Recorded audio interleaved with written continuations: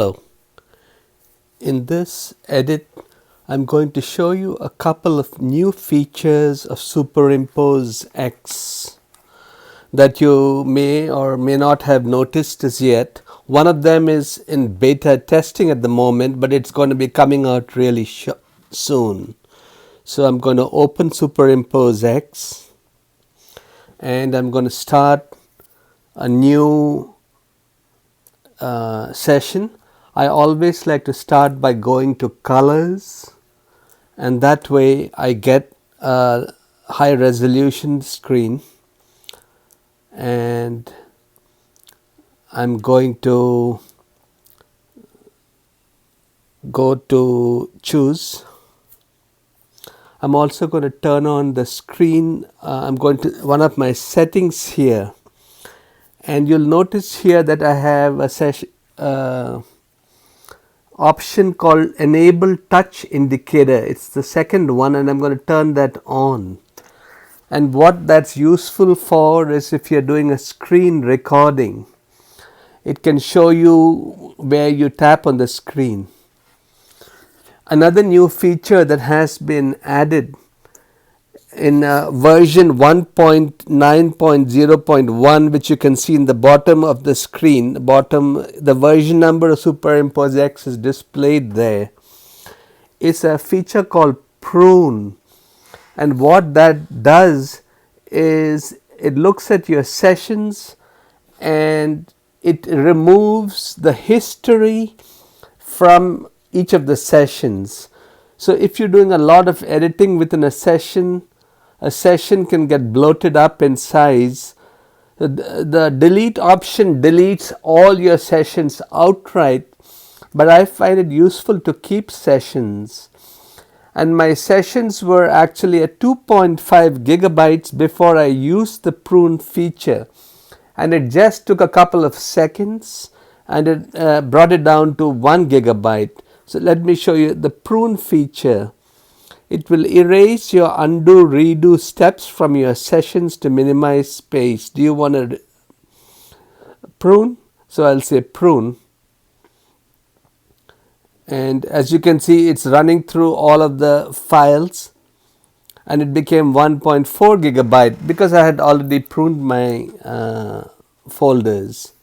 But anyway, going back to this feature I wanted to show you, I'm going to add layer, and I'm going to photo layer, and I'm going to search. So this opens up Pixabay, which you can see in the bottom right. Pixabay is royalty free images that you can freely use. And let me search for man.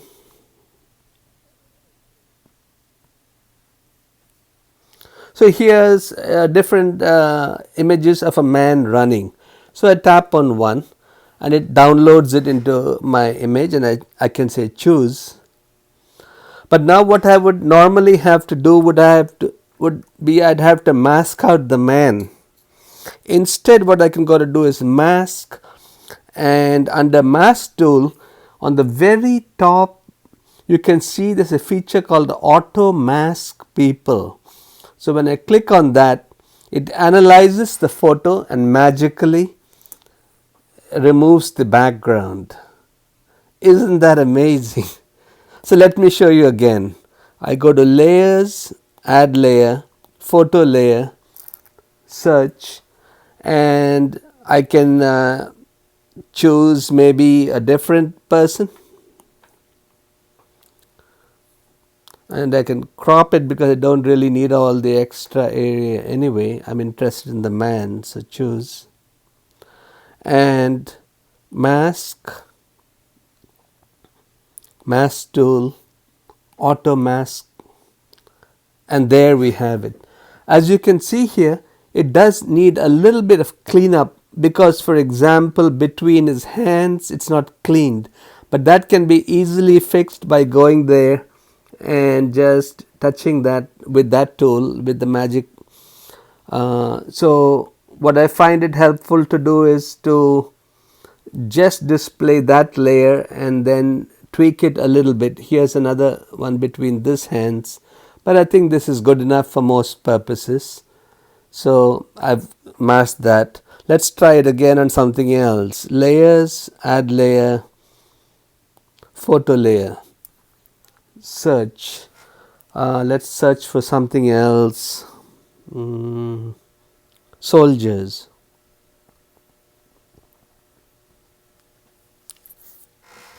So here we have a picture of some soldiers. Choose that. If I wanted to transform and fit to the layer, I double tap that. Don't do fit to base because that will distort the picture, but double tap it so that it's a little bit enlarged. Mask, mask tool, automask people, and there we have that. So I'm going to hide these layers. So we've quickly managed to grab subjects into your photo. So this is a new feature that's coming out really soon. I believe it's doing very well. If you wanted to refine the mask, if you look at the thing, you can see there's a little bit of outline on the girls. You can go to blur, shrink, mask. Our current layer is hidden, so let me choose that layer. Blur, shrink, and shrink mask a little bit. That will do it. Or another way, you can always go to layers, light wrap, and when you go to blend mode, if there's a bright halo around the subject, you can go to darken option. That will also kind of make the subjects blend in with the background if the background is dark. Lighten, on the other hand, gives the outline back. If there's bright backlighting, you would use that, but a darken might work. You'll have to click on the check mark if you wanted to accept the light wrap. So that was basically it, what I wanted to show you, the feature that I'm really excited about. It'll save a lot of time. Thank you for watching.